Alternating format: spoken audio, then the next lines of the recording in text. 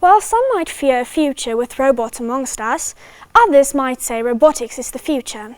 In this regard, Genius Robotics trains the youth between the ages of 14 to 18 years in robotics, offering them an opportunity to these youth to learn about robotics as well as how to apply this knowledge in their contexts.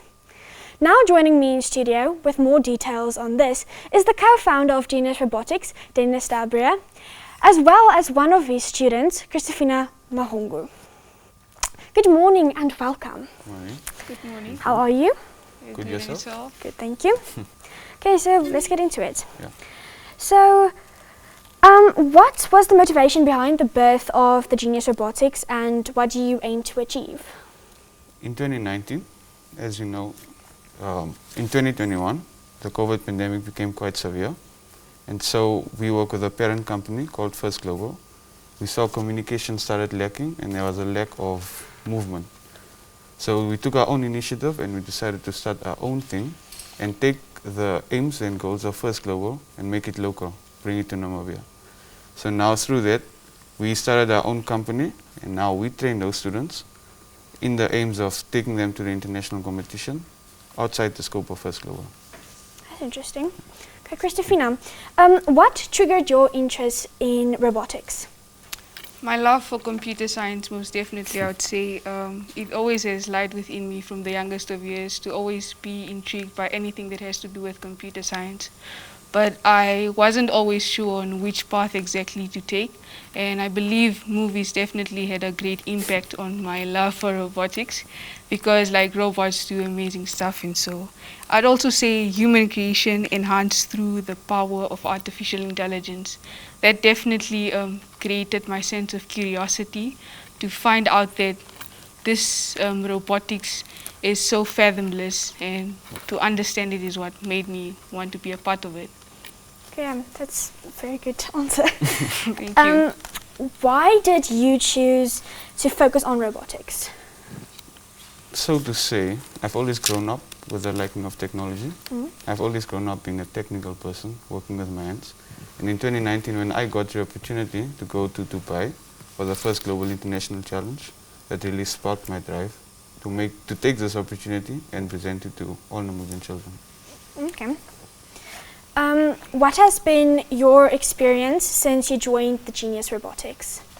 My experience thus far has been very momentous, fun, and most importantly, it serves as a reminder that in male-dominated industries, female are highly accepted, and that we as female are capable and we have much potential to achieve anything we can in any industry.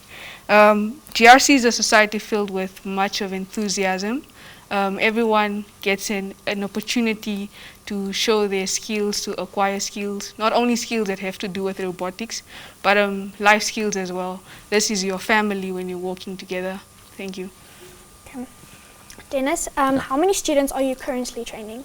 At the moment, we chose to go with 3. Every year we take 5 students. So thus far we've trained about 27 students. Okay. This year we only took 3 due to budget. And those 3 students are then going to travel to Geneva, Switzerland.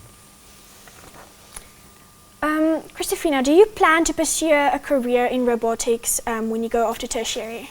Most definitely. I look forward to pursuing a career in robotics. If not robotics, definitely STEM, because it lies in the same vein. And with robotics, we can make a difference and a great impact in Namibia, and not only in Namibia, in Africa as well. Thank you. Through your training, you prepare your students to participate in robotic competitions that are held outside our borders. Talk to us about these competitions and how they aid the implementations of the robotics in our country.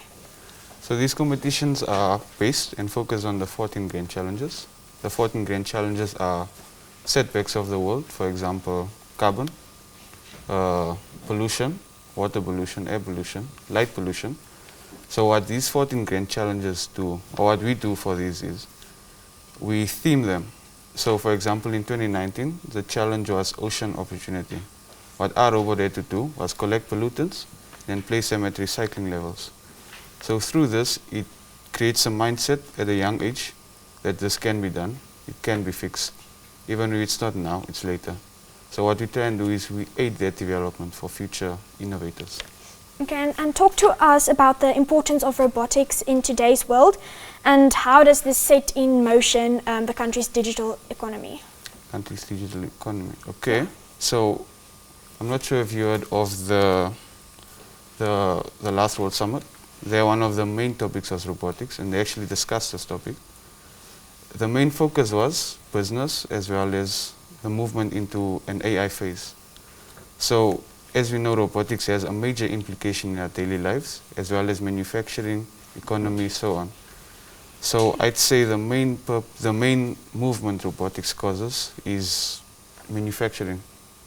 We can manufacture at a larger scale like never before, and in much safer ways. Okay. Christofina, today we are celebrating the African Child Day. What does it mean for you as an African child to be able to explore skills gained through studying robotics? Thank you so much for the question. Today, as we commemorate DAC under the theme Eliminating Harmful Practices Affecting Children, Progress on Policy and Practice since 2013, I feel highly privileged and honored to be able to show what I love to do with my roots of being African and expose that to the world with my ethnicity and be proud of it. Okay. How has the reaction from the society been towards the trainings that you offer? I'd say quite well. We work on a sponsorship basis, so all the income we get, none of this is possible without financial income. All the income we get to aid and support the students are through sponsors. We worked with major sponsors like SALT. Pebble is our incubation center. We work with DTC, Digital Transformation Center, under startup, and they fund and aid us as well. So I would say the reception is quite amazing. Christofina, do you think that robotics should be integrated into the Namibian education system, and why? Yes, it should be integrated into the Namibian educational system. As we know, the world is becoming digitalized slowly but surely, but it has definitely skyrocketed over the past decade. So as the world is becoming digitalized, we as Namibians need to move on the same phase, else we'll be left behind and, you know, things might progress. It also provides more new and broader job opportunities. As we know in Namibia, job opportunities is a major concern. So we as robotics can solve this issue by introducing robotics as a subject in our educational system.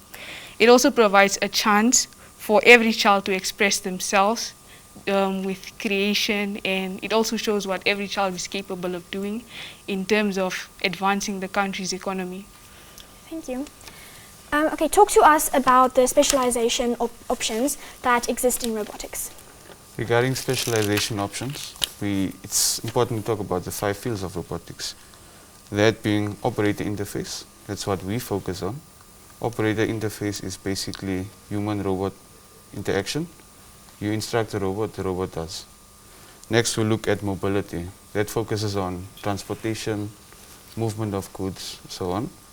Manipulation and effectors, there is more factories. What a manipulate is, it's a collection of joints, and a factor is a tool attached to the end of those joints. So that would be used in mass production, factories, organization of packages and goods. And then we can look at programming. We also focus on programming. And then the last but not least is sensing and perception, which I think is solely the most important aspect of robotics. Sensing and perception allows AI in the development of machine learning. Okay. Thank you for your time. Thank you for Pleasure. You're highly welcome. And that was Christofina and Dennis. Thank you guys for joining us. And yeah, we're moving on.